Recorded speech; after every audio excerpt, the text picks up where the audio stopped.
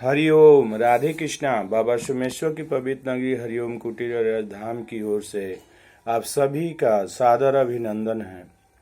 देश में निर्दोष आत्माओं को मार दिया गया, हत्या कर दिया गया। उस संबंध में हम भी उस निर्दोष आत्माओं के चरणों में अपनी तरफ से 2 फूल समर्पित करते हैं।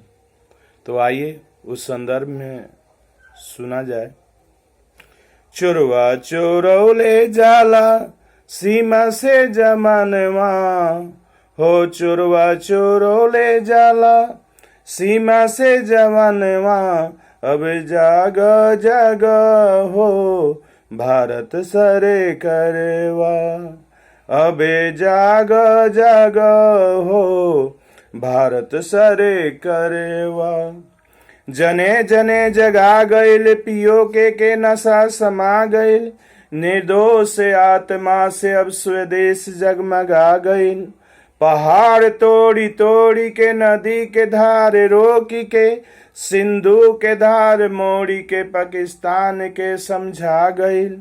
सोना के बाग बनल नया भारत देशवा हो, सोना के बाग बनल नया भारत देशवा, अबे जाग जाग हो भारत सरे करेवा, अबे जाग जाग हो भारत सरे करेवा।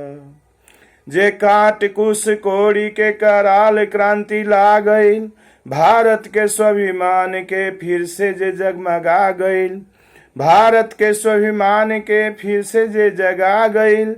हिंदुत्व के ध्वजा के जे गगन में खिला गईल, लहू के बूंद बूंद से विजय के पताका फहरा गईल।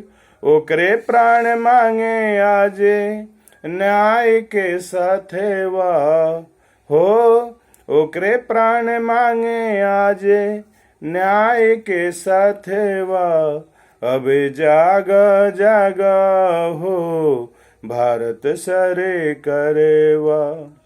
कली कली फुला गईल, गली गली सुहा गईल, शहीदन के समाधि पर स्वतंत्रता भी अब लुभा गईल। चुनल सुमन संवारी के स्नेह दीप बारी के, चली उतारी आरती जे प्राण स्वर्ग में समा गईल।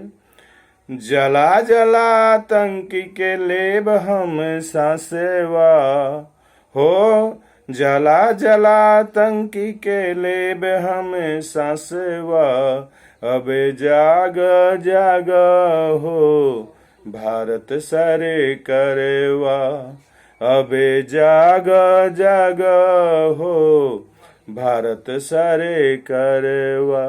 चोरवा चोरौले जाला सीमा से जवानवा, अब जाग जाग हो भारत सरे करेवा।